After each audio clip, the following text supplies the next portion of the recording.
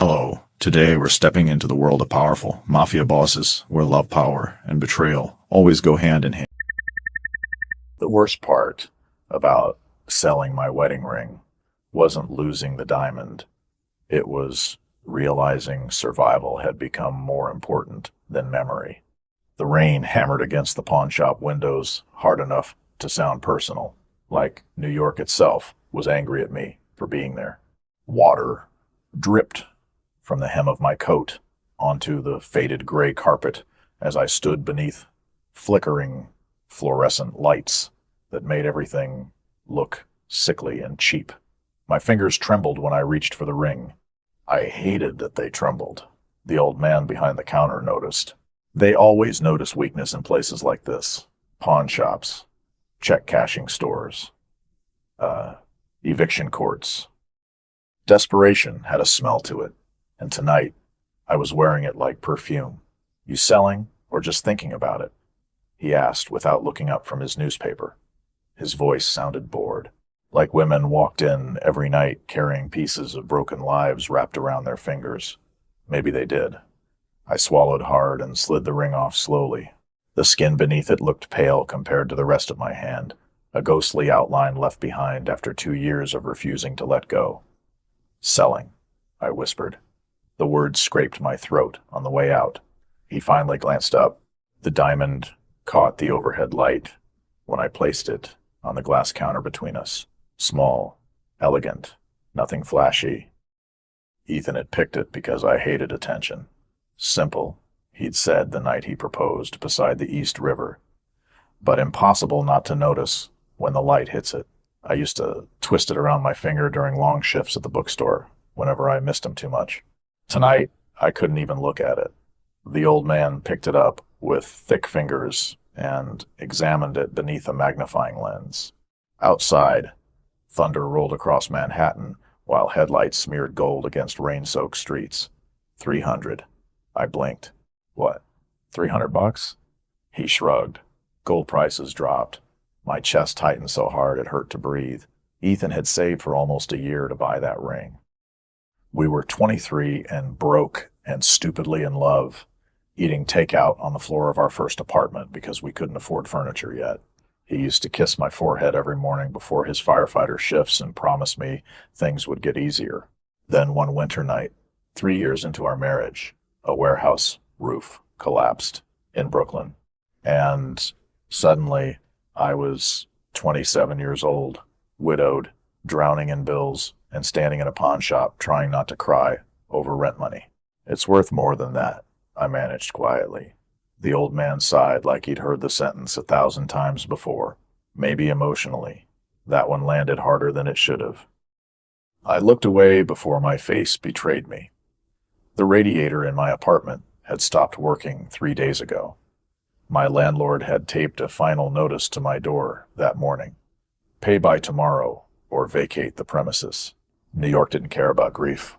The city just kept moving around you until you either kept up or disappeared. I stared at the ring one last time. Then I nodded. "Fine." He counted the cash slowly. 3 crisp $100 bills slid across the counter like an insult. My fingers shook when I picked them up. Not because of the money, because the ring was still sitting there under fluorescent lights, separated from me now, belonging to the room instead of my hand. The old man noticed where I was looking. For a second, something softer crossed his face. "Wedding ring?" I nodded once. "Sorry, kid." I forced a smile that probably looked painful. "Yeah, me too." I shoved the cash into my coat pocket and turned toward the door before I embarrassed myself completely. The bell above the entrance chimed softly when I stepped back into the storm. Cold rain hit my face immediately, mixing with the tears I refused to acknowledge. Traffic crawled through Midtown beneath glowing streetlights, while steam curled from subway grates like ghosts escaping underground. I pulled my coat tighter and hurried down the block with my head lowered against the wind. I didn't notice the black SUV parked across the street. Didn't notice the man sitting silently in the back seat, watching me through rain-streaked windows. Vincent Moretti had spent most of his life studying people, fear, lies, greed, weakness. Men in his world survived by noticing things other people missed. But the woman leaving the pawn shop caught his attention for a different reason entirely. She looked like someone trying very hard not to fall apart in public. And for some reason he couldn't explain, he couldn't stop watching. "Boss?" the driver asked quietly from the front seat. Vincent didn't answer right away. His dark eyes stayed fixed on the woman crossing the street beneath a broken umbrella. Blonde hair damp from the rain. Thin coat, shoulders tight with exhaustion. There was something haunting about the way she moved. Not dramatic sadness, worse, controlled sadness. The kind people carried for so long it became part of their posture. Then he saw it. Instead of heading home, she stopped outside a pharmacy on the corner. A little boy stood beneath the awning, coughing hard into his sleeve while his mother searched frantically through her purse. Vincent watched the blonde woman pull 2 20s from the pawn shop money and hand them to the embarrassed mother without hesitation. "Please," she said softly when the woman tried to refuse. "He needs the inhaler." The mother's eyes filled instantly. "I can pay you back. Don't worry about it." Vincent leaned back slowly against the leather seat. Most people protected money harder after losing something precious to get it. But this woman had sold her wedding ring and still spent part of the cash on a stranger's child before herself. Interesting. Very interesting. Across the street, Claire Bennett disappeared into the rain carrying grief in one pocket and eviction money in the other while Vincent Moretti watched her go with the strange feeling that something important had just happened. The hallway outside my apartment smelled like cigarette smoke and burnt dust from old radiators that barely worked anymore. The overhead light flickered every few seconds as I climbed the stairs to the 4th floor with damp shoes and $300 folded tightly inside my coat pocket. Every step felt heavier than the last. Maybe because my left hand kept reaching for a ring that was no longer there. I noticed it at least 6 times before I unlocked my door. Muscle memory was cruel like that. The apartment greeted me with silence and cold air. Not normal cold, dead cold, the kind that settled into your bones and stayed there. I pushed the door shut behind me and stood still for a second, listening to the quiet hum of traffic outside my fogged-up windows. My place was small, even by Manhattan standards. 1 bedroom, faded hardwood floors. Tiny kitchen with crooked cabinets the landlord promised to replace 2 years ago. The only warm thing in the room was the yellow glow from the streetlights bleeding through thin curtains. I dropped my keys onto the counter and immediately saw the red eviction notice still taped beside the sink. Final warning. Payment required by 9 a.m. tomorrow. I stared at it while rain tapped softly against the windows. Ethan used to peel notices off the fridge whenever bills stressed me out. "If we cannot see them, they lose half their power," he would joke. It was stupid. But somehow hearing him say it made everything feel survivable. I swallowed the ache rising in my chest and pulled the folded cash from my pocket. $300. Enough to stop eviction for another week if Mr. Landry was in a generous mood tomorrow morning. Not enough to fix anything permanently. I peeled off another 20 and placed it beside the rent money for groceries later in the week. The remaining bills looked painfully small, sitting alone on the counter. My stomach growled quietly. I had not eaten since noon. The refrigerator held half a carton of eggs, expired yogurt, and mustard packets from takeout orders. I filled a pot with water instead. Ramen again. While the noodles boiled, I drifted toward the bedroom almost without thinking.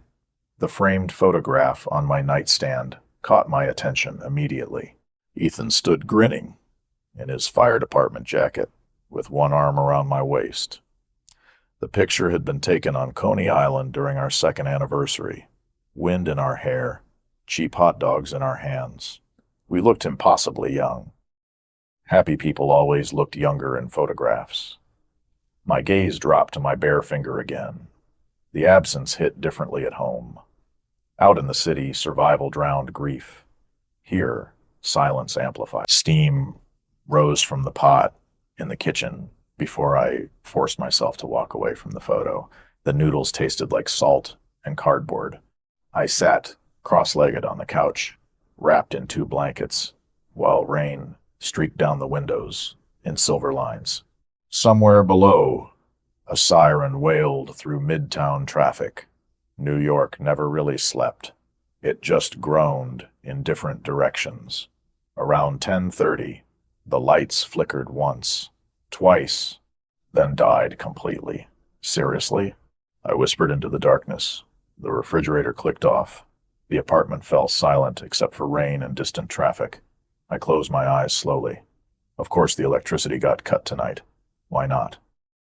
I fumbled through the kitchen drawer until I found the emergency candles Ethan used to tease me about keeping. "You are 30 seconds away from becoming a Victorian widow," he once laughed while lighting one during a blackout. The memory hurt enough to steal my breath for a second. Candlelight painted soft gold across the apartment once the flames steadied. Shadows stretched along the walls, while cold crept deeper into the room. I curled tighter beneath the blankets on the couch, trying not to think about how quiet life had become. That was the worst part about grief nobody warned you about. It was not always dramatic. Sometimes it was just silence, lasting too long. My phone buzzed against the coffee table around 11:15. I glanced at the screen. Unknown number. I let it ring twice before answering. "Hello?" Static crackled softly. Then a man's voice spoke low and calm. "Did you make it home safely?" Every muscle in my body tightened instantly. I sat upright beneath the blankets. "Who is this?" A pause. Rain hissed outside the windows. Someone who dislikes seeing people suffer alone. My heartbeat stumbled hard against my ribs. "How did you get this number?" Another silence stretched between us. Controlled silence. The kind that felt intentional. Then the man spoke again. "Check your front door, Claire." The line went dead. I froze for one full second before standing too quickly from the couch. Fear rushed through me, sharp and cold. I did not know anyone who spoke like that, calm, certain, like they expected obedience without asking for it. My apartment suddenly felt too small, too exposed. I crossed the room carefully and looked through the peephole first. The hallway was empty, flickering light, peeling wallpaper, no footsteps, nothing. I opened the door slowly anyway. A small black box rested on the floor outside my apartment. My breath caught instantly because I already knew what it was before I touched it. The pawn shop logo stared back at me from the lid. My fingers shook harder this time as I carried the box inside and shut the door behind me. Candlelight flickered across the cardboard while my pulse hammered painfully in my throat. "No," I whispered before even opening it. "No way." But when I lifted the lid, the ring sat there waiting for me beneath soft black velvet. My wedding ring. Restored, cleaned, beautiful, like it had never left my hand at all. Underneath it rested a folded white note written in elegant black ink. "Some things should never be sold." I stared at the words while cold spread through my chest in slow waves. Fear, confusion, something else too dangerous to name yet. Because somehow, somewhere, in this enormous city, a stranger had watched me lose the most personal thing I owned and decided to bring it back. I barely slept. Every time I closed my eyes, I saw the black velvet box sitting on my coffee table beneath candlelight like something unreal. The ring remained exactly where I had left it all night. I could not bring myself to touch it again after reading the note for the 10th time. Some things should never be sold. The sentence haunted me more than it should have, because whoever sent it knew exactly what that ring meant. Morning arrived, gray and freezing. Thin winter light slipped through the curtains while traffic groaned awake outside my apartment building. I stood at the sink, brushing my teeth, when the radiator suddenly rattled behind the wall with a violent, metallic cough. Then, warm air poured into the apartment for the first time in days. I froze, mid-motion. The heat hissed softly through old pipes overhead. No, I whispered through toothpaste foam. My stomach tightened immediately. Last night the electricity came back on around midnight too.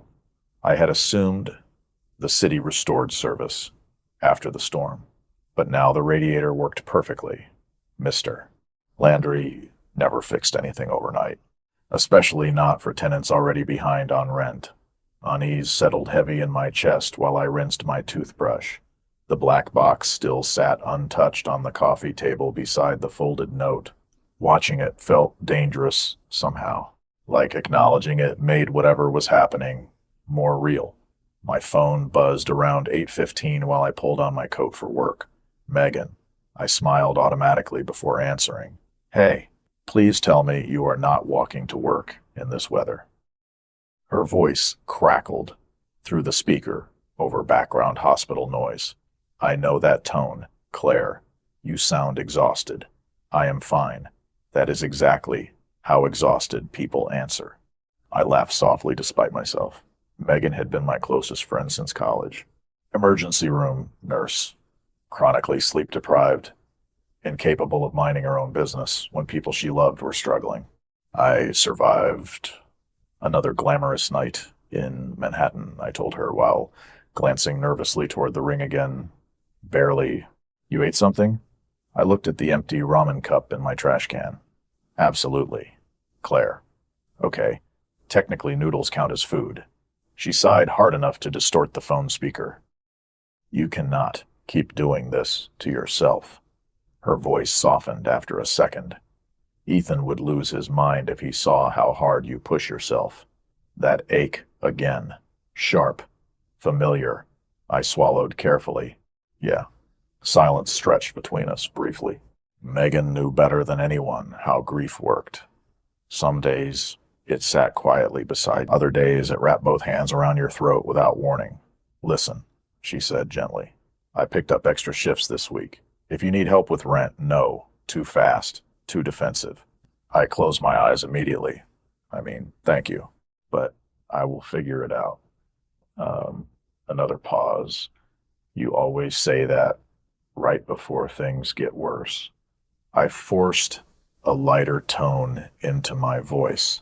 That sounds dramatic. You married a firefighter. Drama became your brand. That finally pulled a real laugh out of me. Small, fragile, but real. Go save lives, I told her quietly.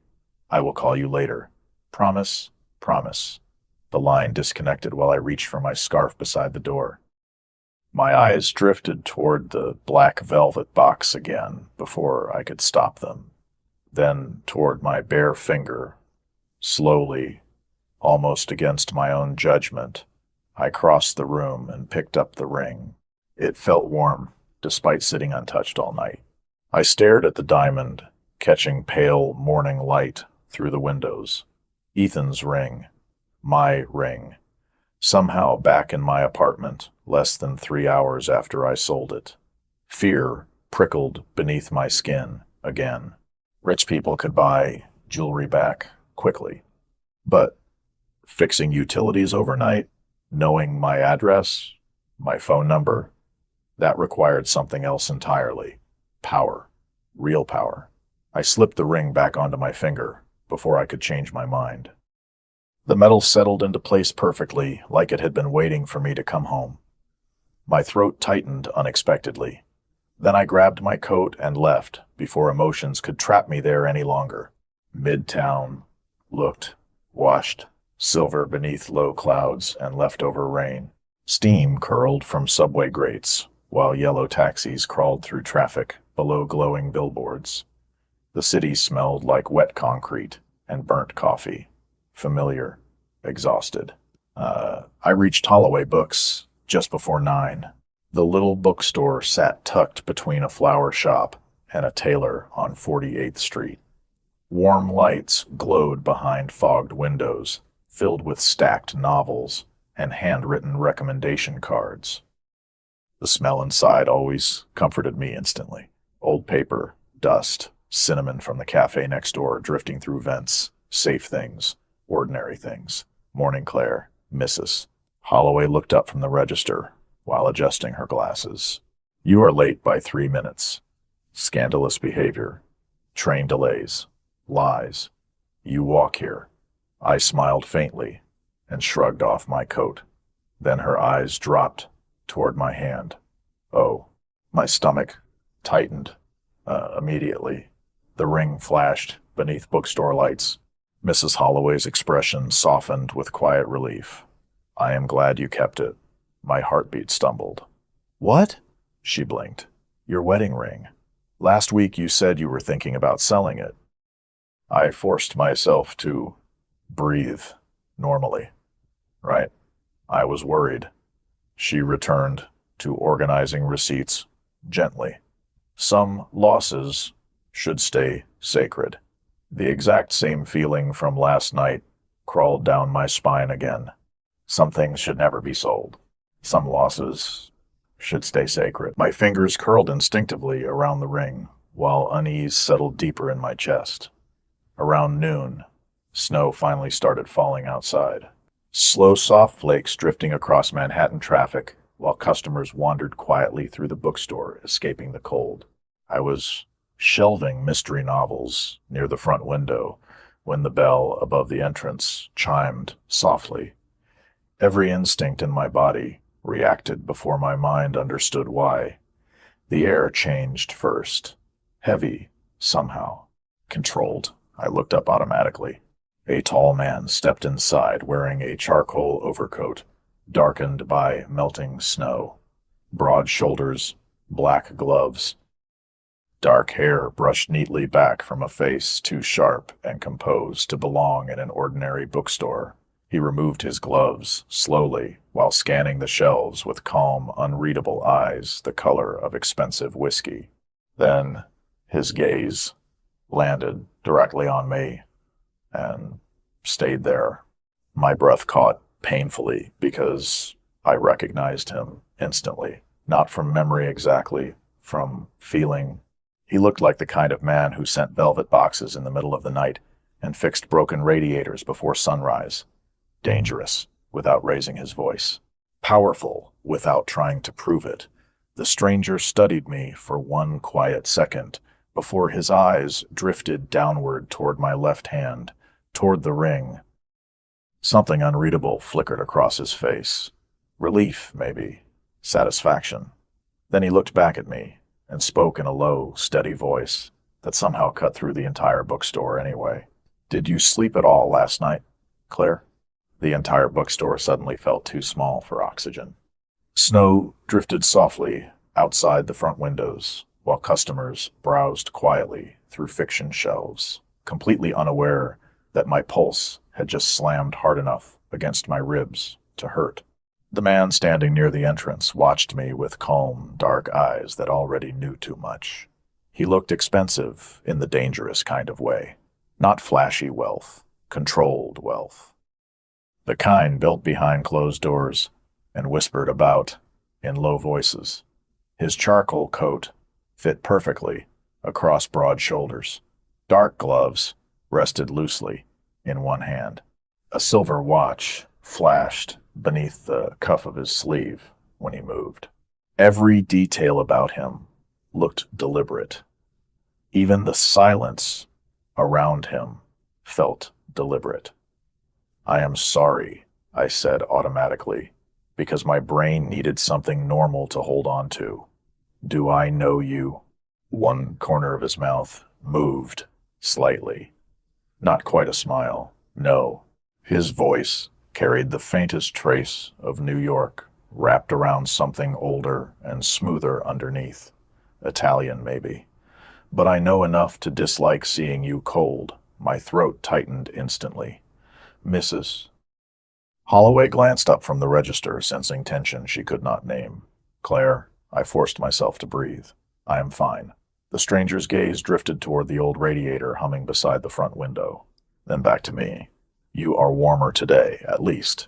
Every nerve in my body went alert. He knew. Of course he knew. The heat, the ring, the phone call. Who are you?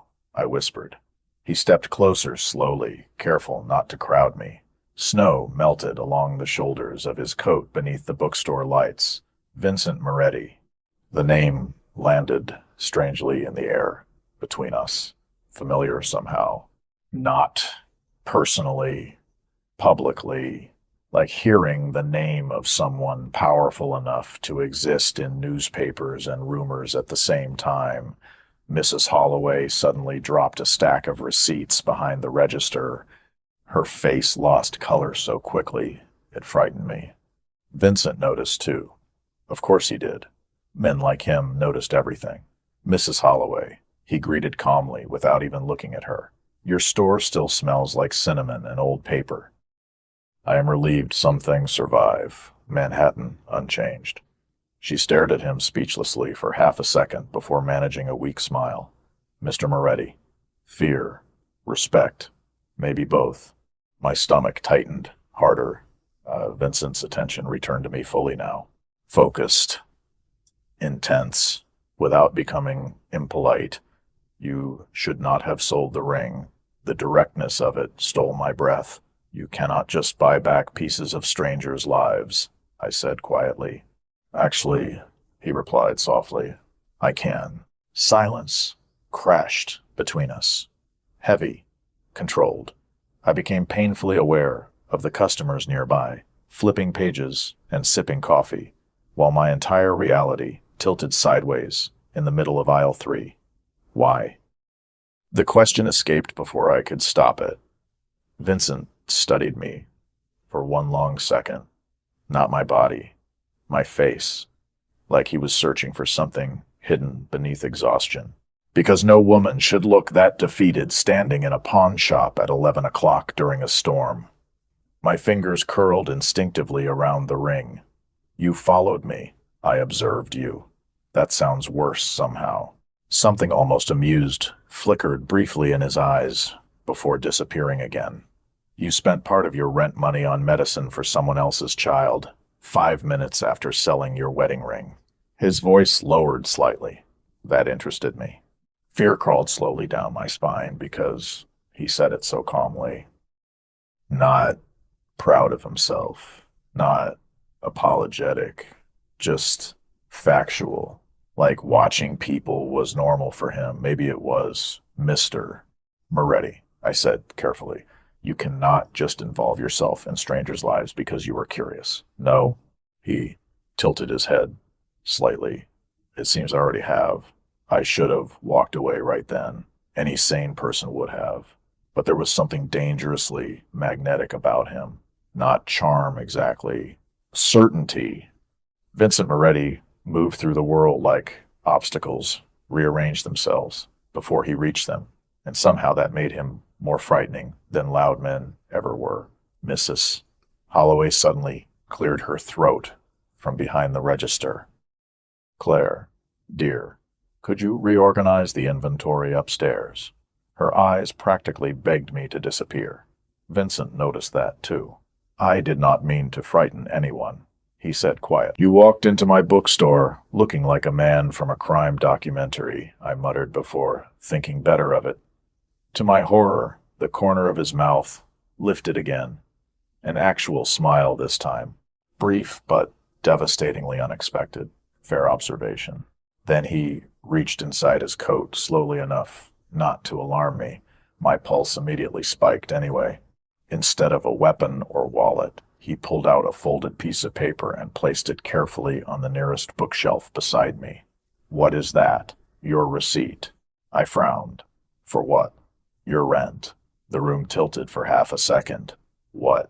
Paid through March. His tone remained infuriatingly calm.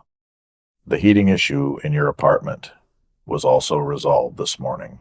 Heat rushed into my face instantly. Embarrassment, anger, panic. You had absolutely no right. Your landlord did not deserve the right to leave you freezing in January. The softness in his voice somehow made the interruption worse. You cannot buy control over people because you have money. Vincent's expression changed slightly then, darkened almost imperceptibly. Not anger. Something older, more tired. Control is not always the reason people help. Then what is? For the first time since entering the bookstore, he looked away from me, toward the snow, drifting outside the windows, toward traffic moving beneath gray Manhattan skies.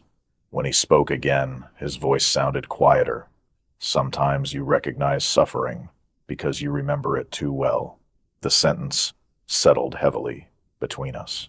Before I could respond, the bell above the entrance chimed again. Two men in dark coats entered the bookstore, scanning the room automatically before their eyes landed on Vincent. Security, not bodyguards, exactly. Worse, somehow, professional. One approached carefully. Sir, Vincent did not turn around. What? The meeting downtown cannot wait any longer. Downtown. Meeting. Everything about the exchange sounded coded in a way that made my instincts tighten again. Vincent looked back at me one final time. Eat something warm tonight, Claire. The intimacy of him saying my name that way startled me more than anything else had. Then his gaze dropped briefly toward the ring resting on my hand. Satisfaction flickered across his face. Again, quiet, possessive, almost. It belongs there, he said, softly. Before I could answer, he turned and walked toward the exit, with the kind of calm authority that made crowded spaces unconsciously move around him. The two men followed instantly. Snow swirled through the open door behind them before it shut again. Silence rushed back into the bookstore afterward. Mrs. Holloway stared at me from behind the register like she had just witnessed something catastrophic. Slowly, I picked up the folded paper Vincent left behind. My hands shook before I even opened it, because somehow I already knew exactly what I was going to find inside. My fingers shook before I even unfolded the paper. The bookstore suddenly felt too quiet around me. Snow drifted softly outside the windows while customers moved between shelves, completely unaware that my entire life had tilted sideways again in less than 24 hours. Mrs. Holloway approached slowly from behind the register like she was afraid sudden movements might break something fragile.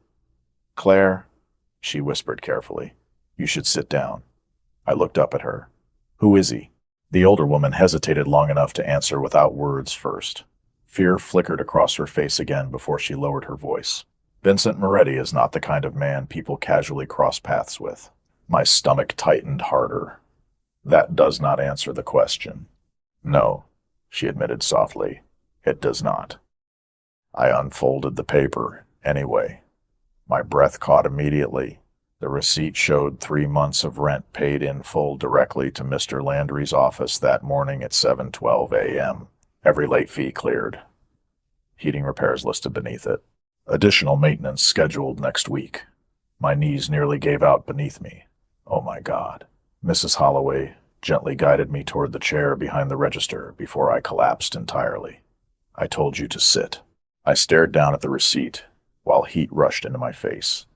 Humiliation burned hottest, not because the rent was paid, because someone had seen how close I was to drowning before I could hide it properly. I did not ask for this, I whispered. I know.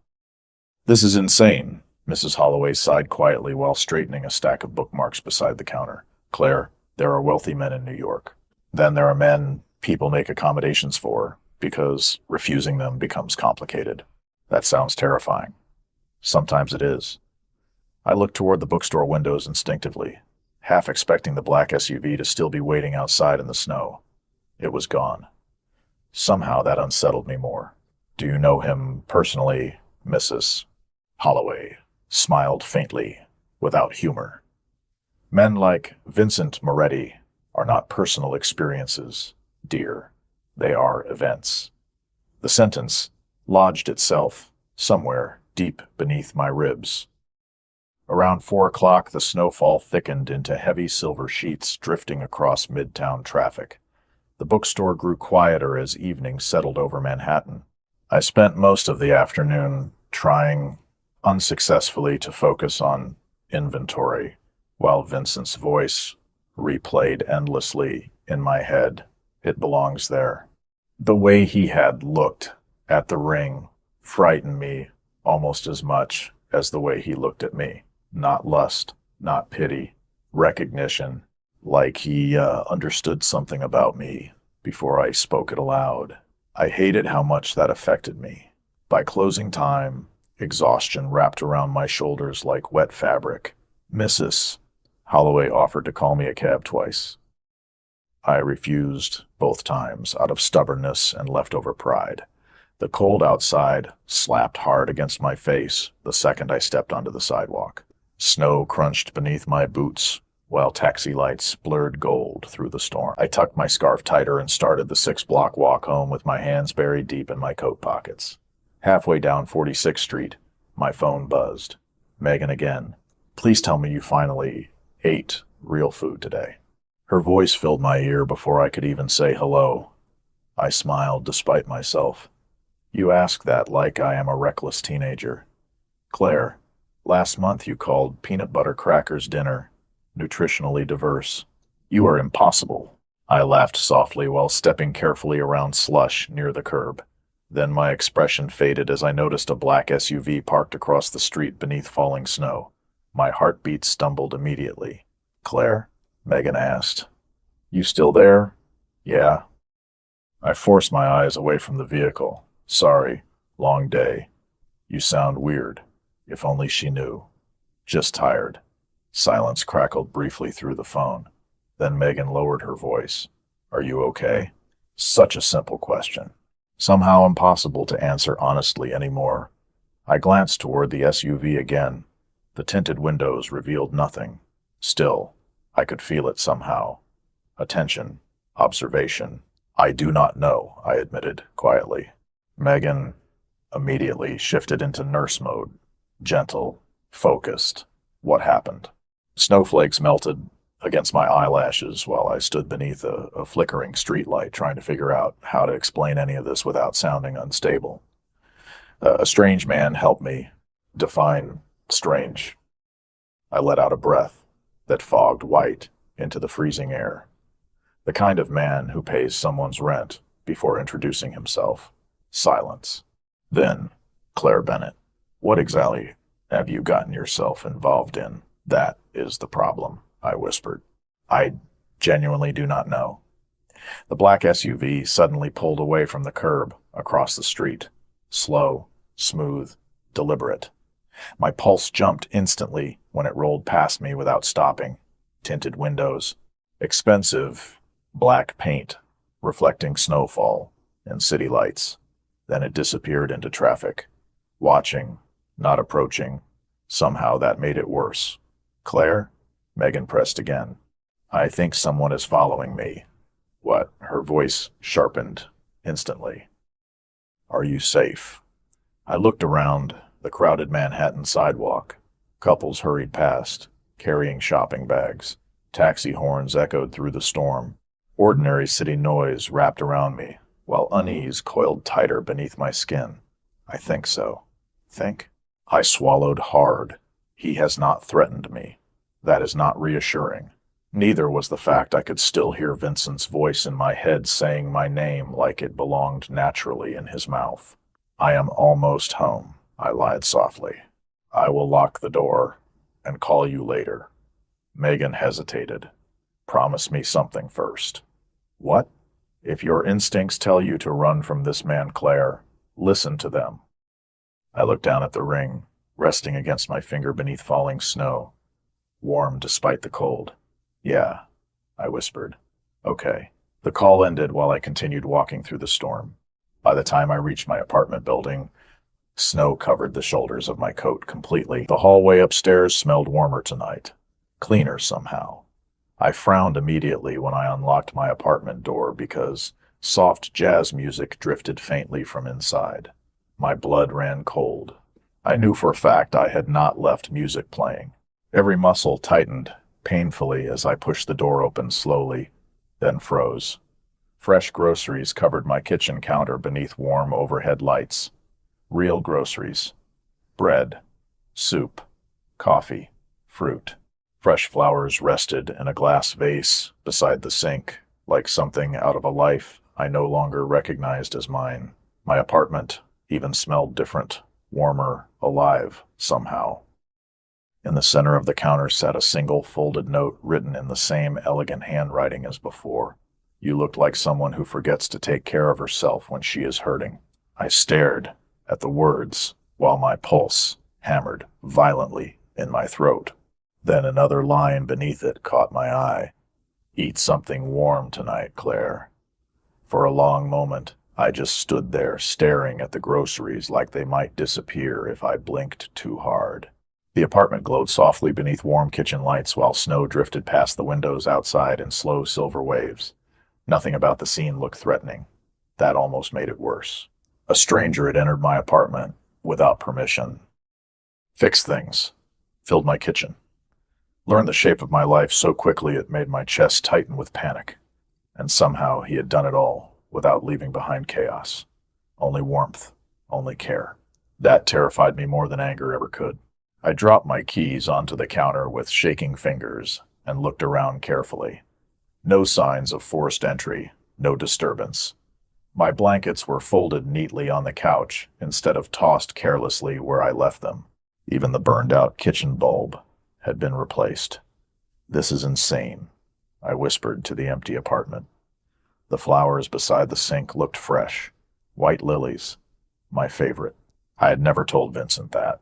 At least I did not think I had. The realization sent another cold wave through my stomach. I picked up the note again. Eat something warm tonight, Claire.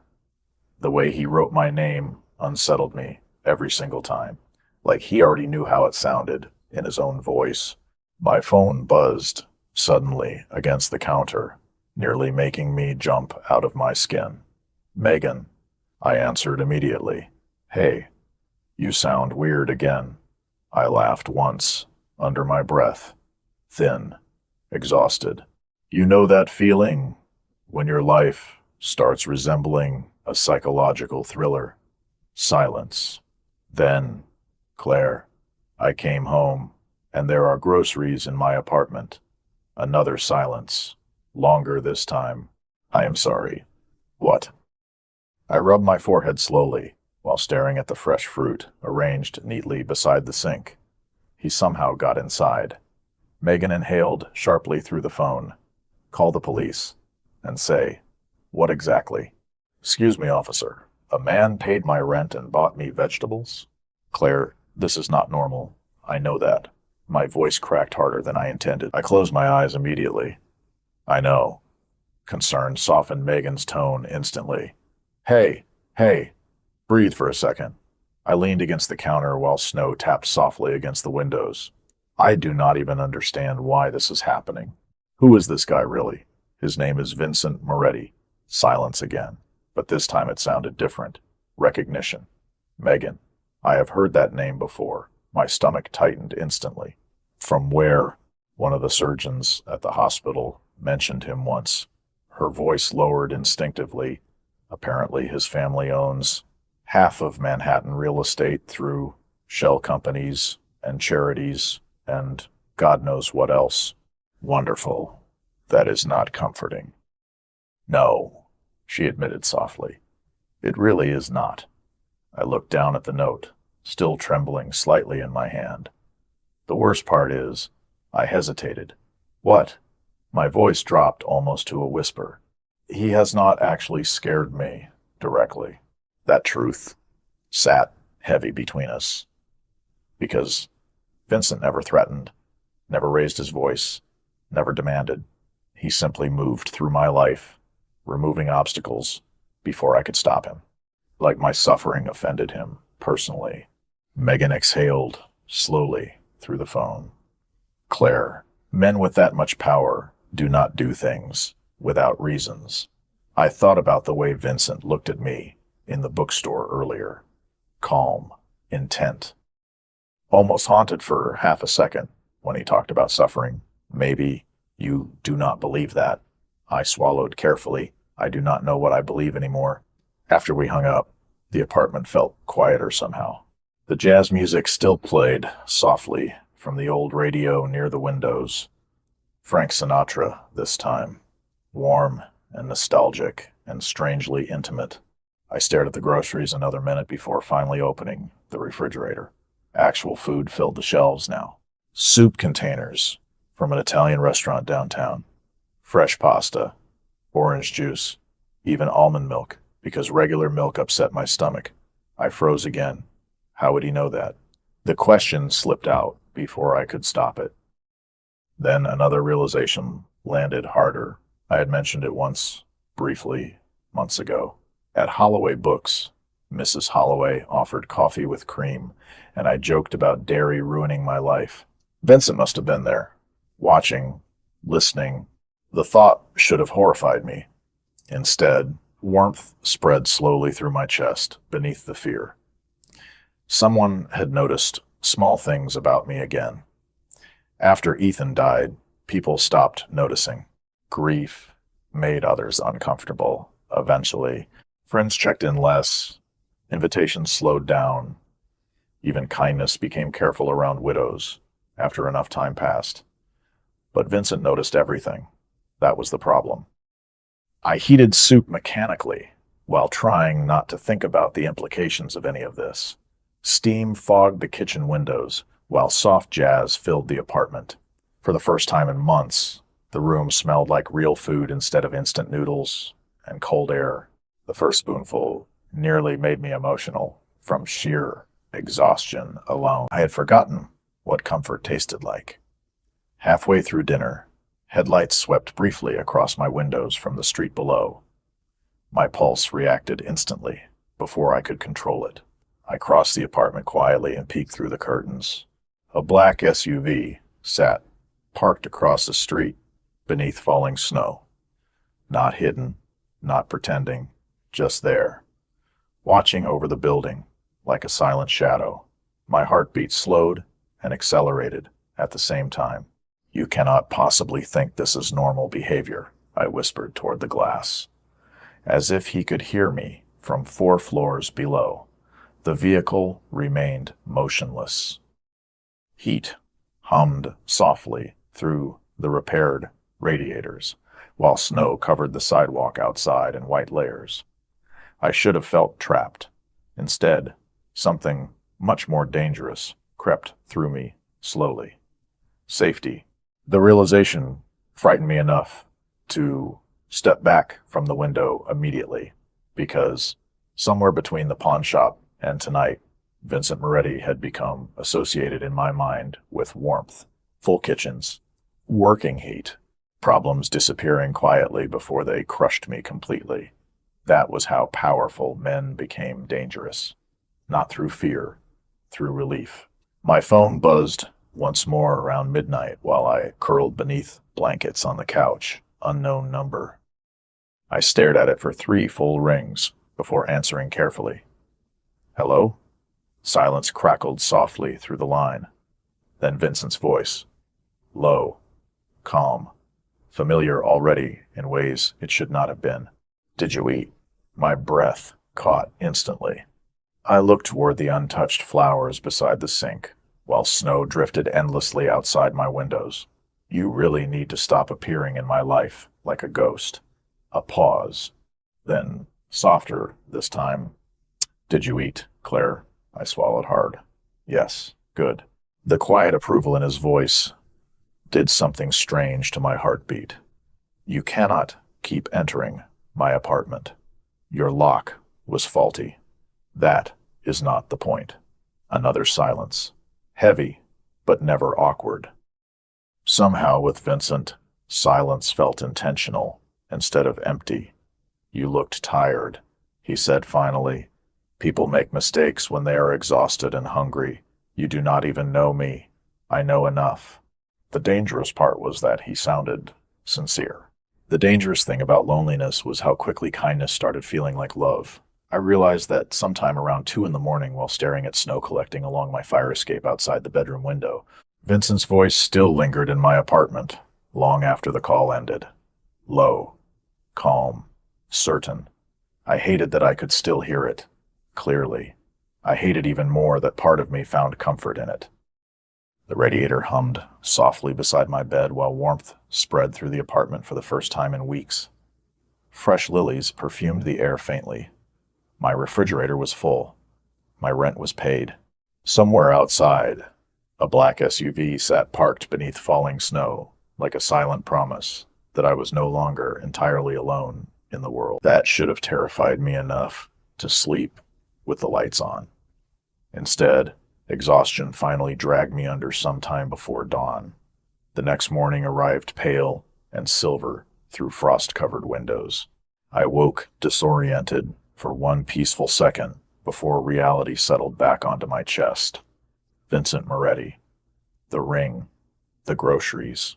The feeling of being watched even when the streets looked empty. My phone buzzed across the nightstand before I could spiral too deeply into my thoughts. "Megan, please tell me you are alive," she said immediately after I answered. "You sound disappointed." "I sound concerned, because your life suddenly resembles the beginning of a documentary people watch while yelling at the television." I laughed quietly while rubbing sleep from my eyes. "Fair." Her voice softened slightly. "Did you lock your doors last night?" I glanced automatically toward the kitchen where fresh flowers still rested beside the sink. "Honestly, I do not think locks matter much to him." Silence. Then a very tired nurse sigh. "Claire, I need you to understand how alarming that sentence was." I pushed myself upright slowly. "I know. Do you?" I hesitated too long. Megan noticed immediately. "Oh no." "What?" "You are starting to like him." Heat rushed instantly into my face, even though she could not see me. "That is ridiculous." "Claire, he is just—" I struggled for the right word. Dangerous felt too simple, complicated. Megan groaned dramatically into the phone. "Women have got to stop calling emotionally unavailable powerful men complicated, like it is somehow romantic." I smiled despite myself. "You have watched too many crime dramas, and you are currently living inside one." She paused briefly. "What does he want from you?" That question settled heavily in the quiet room, because I genuinely did not know. Vincent never flirted directly, never crossed physical lines, never asked for anything in return. He simply appeared wherever my life cracked open and filled the space before I collapsed completely. I stared down at the ring resting against my finger again. I think he hates seeing people suffer. Megan went silent for half a second. Nobody with that kind of power stays soft enough for that to be their only reason.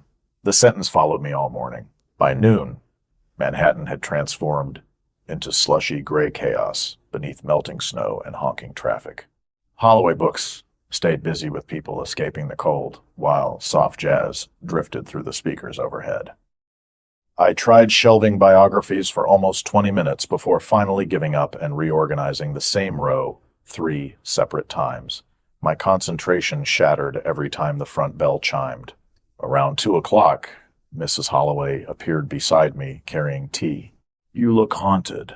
"That obvious?" "Claire, dear, you alphabetized memoirs by emotional trauma level." I blinked. "I did what?" She gently removed a Joan Didion book from the fiction section. "You need sleep." I wrapped both hands around the warm teacup. "Can I ask you something?" Her expression softened immediately. "Of course." I lowered my voice instinctively. "Who exactly is Vincent Moretti?" Mrs. Holloway glanced toward the front windows before answering. "His family has been in New York a very long time." Not an answer.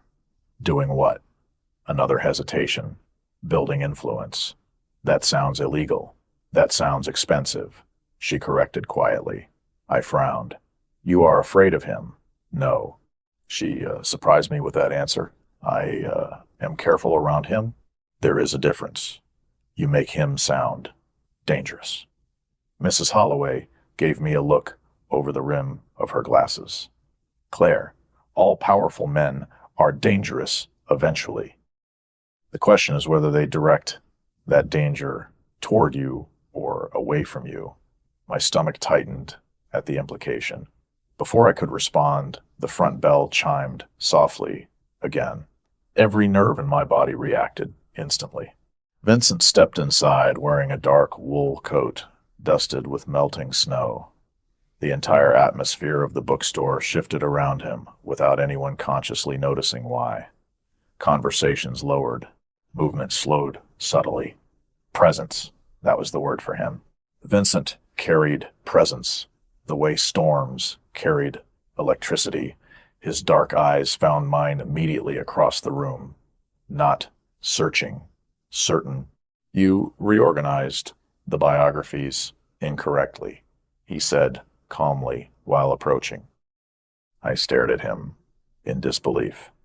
You came here to judge my shelving? No.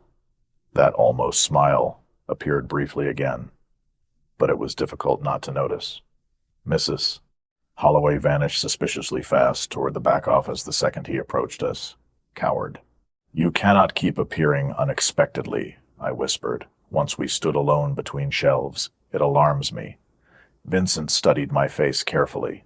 You slept badly. That is not the point. Your eyes look tired. The frustrating part was how sincere he sounded every time he noticed small things about me. No performance, no manipulation I could clearly identify. Just observation sharpened into concern. Do you always ignore questions you dislike? I asked quietly. Frequently. I folded my arms tighter. That is incredibly irritating, I know. Silence stretched briefly between us, while snow drifted beyond the windows outside. He looked unfairly composed, standing there among old books and warm light. Dark hair, slightly damp from weather. Expensive watch flashing beneath his sleeve. Calm eyes, focused entirely on me, like the rest of Manhattan barely existed. Why are you here? I asked finally. Vincent glanced toward the tea in my hands. Lunch. Excuse me? You skipped breakfast. My pulse stumbled. How would you possibly know that? He tilted his head slightly. You get headaches when you do not eat early enough. You rub your left temple afterward. I froze completely because he was right. That is deeply unsettling information to know about someone. Probably. You are admitting it now? I have never lied to you, Claire. The honesty in his voice disarmed me more than charm ever could have. Then he held out his gloved hand slightly toward the door. Come eat something warm with me. My heart reacted first. Fast. Dangerous. Human. I should say no. Vincent's gaze dropped briefly toward the wedding ring on my finger before returning to my face. But you will not. Every instinct I had told me walking into lunch with Vincent Moretti was a terrible idea. Unfortunately, exhaustion and loneliness had weakened my instincts considerably lately. The bookstore felt warm behind me as we stepped out into the freezing Manhattan afternoon together. Snow drifted softly between skyscrapers, while traffic crawled through slush-covered streets below glowing storefronts. Vincent walked beside me with calm, measured steps, like the entire city naturally adjusted around his pace. People moved out of his way without realizing they were doing it. That unsettled me almost as much as the fact I noticed it immediately. A black SUV waited at the curb. Of course it did. One of the men from earlier stepped forward silently to open the back door for us. I stopped walking. Absolutely not. Vincent looked down at me patiently. It is snowing. I do not get into mysterious luxury vehicles with men who know my grocery preferences. For the first time since I met him, genuine amusement flickered openly across his face. Brief, warm, dangerous. That is probably wise in general. I am serious. So am I. Snow melted slowly against the dark wool of his coat while he studied me with frustrating calm. Claire, if I intended you harm, refusing the car would not improve your odds significantly. I stared at him. That might be the least comforting sentence anyone has ever said to me. One side of his mouth lifted slightly again. Honesty tends to sound alarming. I should have walked away right then. Instead, after one long, frustrated exhale, I climbed into the SUV anyway because deep down I already knew something terrifying. Vincent Moretti could have forced his way into my life if he wanted to. The fact he kept offering choices instead made refusing them harder somehow. The interior of the vehicle smelled like leather and cedarwood. Warm air wrapped around me instantly, while Manhattan blurred gray and silver outside tinted windows. Vincent sat across from me instead of beside me. I noticed that immediately, too. Space, respect, deliberate restraint. You always travel with security? I asked quietly once the car pulled into traffic. Usually. Why? Occupational hazard. That answered absolutely nothing. I folded my arms tighter against my chest. You speak in riddles constantly. No. His dark eyes rested on me steadily. I simply choose information carefully. That sounds manipulative. Sometimes the honesty caught me off guard. Again, most powerful men soften their edges around women. Vincent did not. He simply placed the truth carefully in front of me and let me decide what to do with it. Outside, snow-dusted Manhattan rooftops, while pedestrians hurried beneath umbrellas along crowded sidewalks. Inside the SUV, silence settled around us, strangely comfortably. Not empty silence, intentional silence. Like Vincent understood that some people needed quiet more than conversation after surviving too much noise in life. "You really watched me in that pawn shop," I said eventually. He did not pretend otherwise. "Yes." "Why?" Vincent looked toward the city outside briefly before answering. "You looked heartbroken." Something fragile shifted painfully in my chest. People look heartbroken in New York every day. Not like that. His voice softened slightly. Most people become angry when life humiliates them. You looked embarrassed for inconveniencing the world with your grief. I swallowed hard because the observation landed too accurately.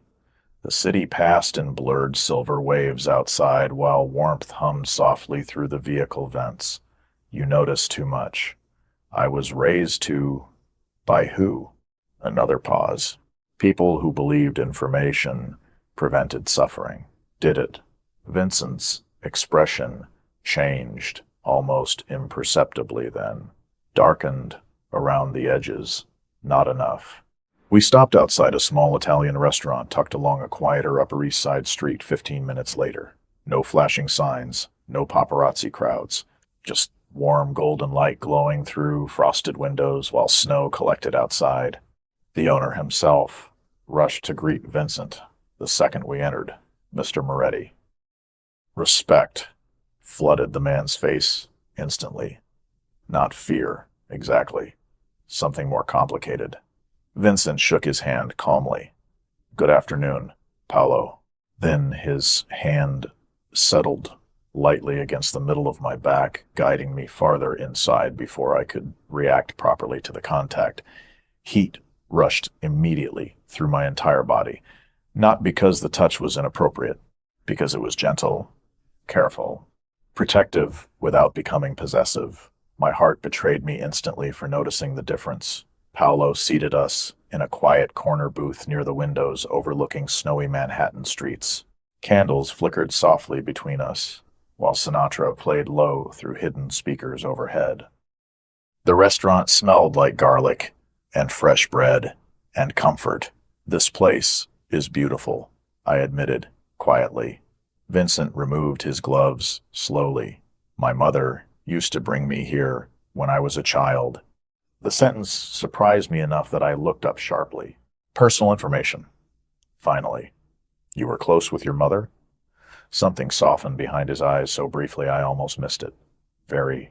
Before I could ask anything else, servers appeared with food almost immediately. Soup, fresh bread, tea instead of coffee, because apparently Vincent noticed caffeine worsened my anxiety too. Of course he did. "You ordered for me?" I asked suspiciously. "You do not like seafood and you skip meals when stressed." "That is still deeply unsettling." "You already said that."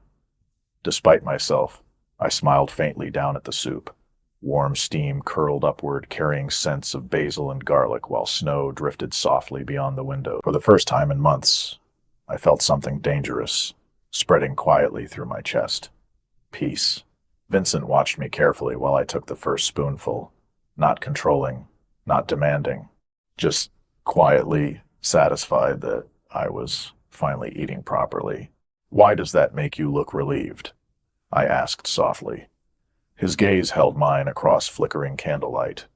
"Because you look less tired when you are warm." The sincerity in his voice nearly undid me completely. I looked down quickly before he noticed the emotion flashing across my face. "You barely know me," I whispered. Vincent leaned back slightly in the booth. "Claire." My name sounded softer coming from him now. Familiar, almost. Sometimes it does not take long to recognize someone carrying too much pain alone. Silence settled between us again, while snow painted the city white outside the windows. Then suddenly Vincent's phone buzzed sharply against the table. Everything about him changed instantly. Subtly, but enough. His posture straightened almost imperceptibly. His eyes cooled several degrees while he glanced at the screen. "I need to take this." The warmth around us cracked slightly at the edges. Vincent stood smoothly from the booth and stepped toward the back hallway near the kitchen, lowering his voice the second he answered. I should not have listened. I knew that immediately. But then I heard one sentence drift back toward me through the restaurant noise. "No one touches her without my permission." My blood ran cold. My blood turned cold so fast it physically hurt. The spoon slipped slightly in my hand before I forced my fingers to tighten around it again. "No one touches her without my permission." The sentence echoed through my head, louder than the soft Sinatra music drifting around the restaurant. Permission, not protection. Not concern. Permission. Suddenly, the warmth of the candlelight felt dangerous. I stared toward the hallway, where Vincent stood partially out of view with his phone pressed calmly against his ear. His expression had changed completely. Gone was the patient man who watched to make sure I ate soup while snow fell outside Manhattan windows.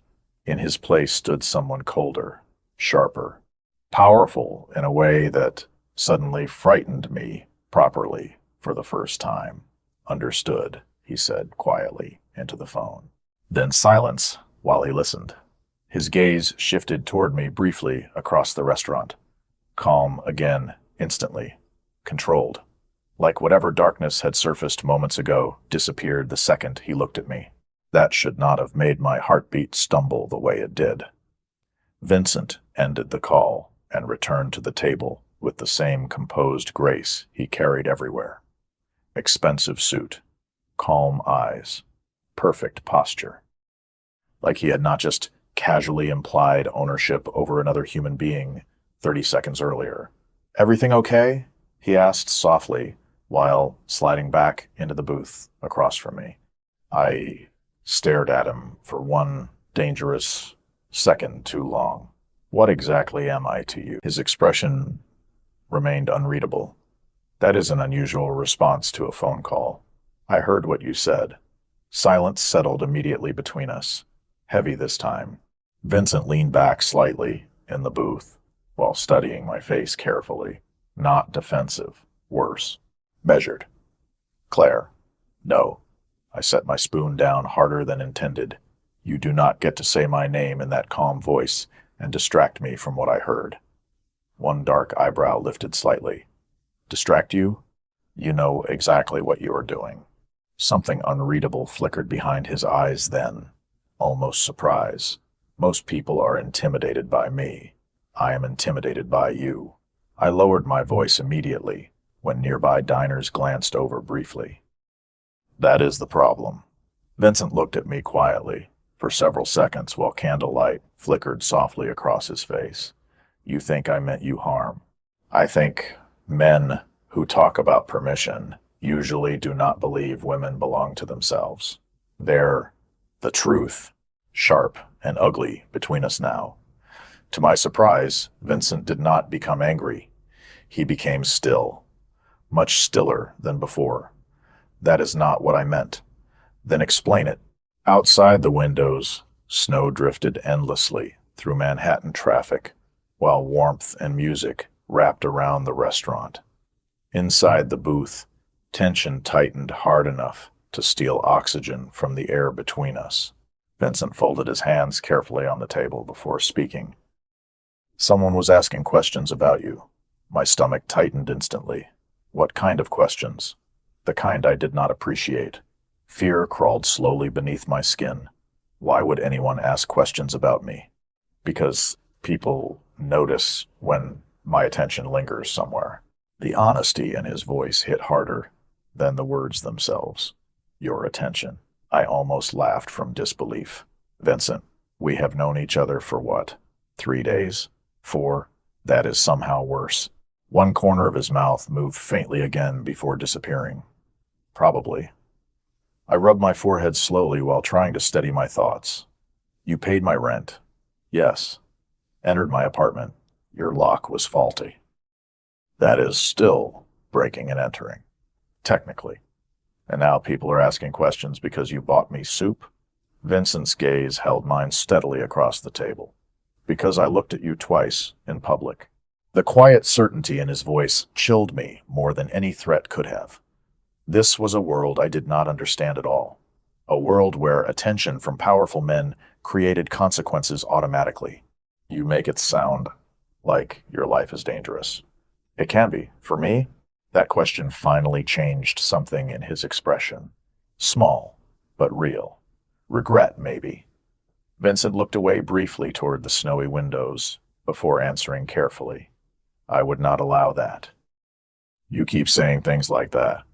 My voice softened despite myself, like I already belong under your protection.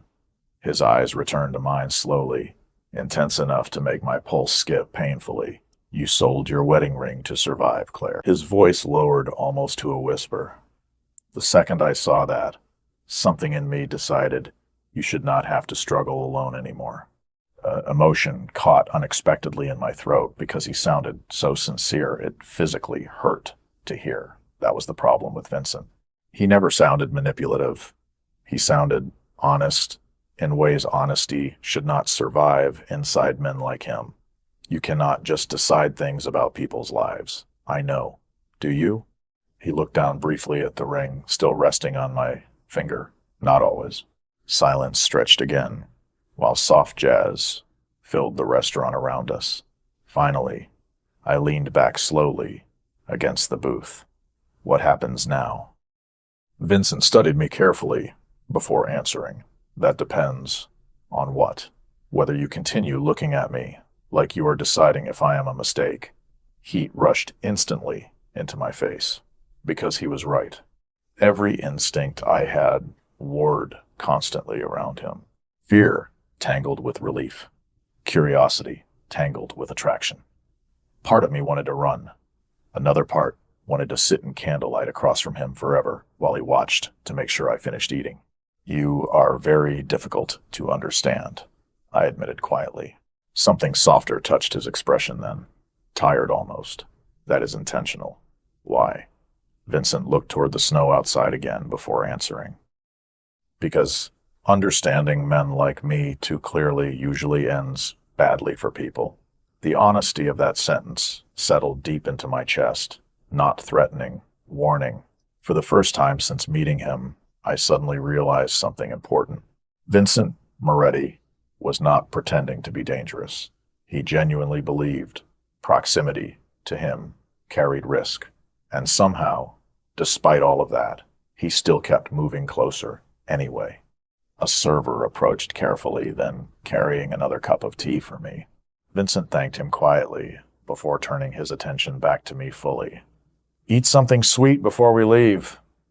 I stared at him in disbelief. Did you just attempt emotional damage control with dessert? That finally earned a real reaction.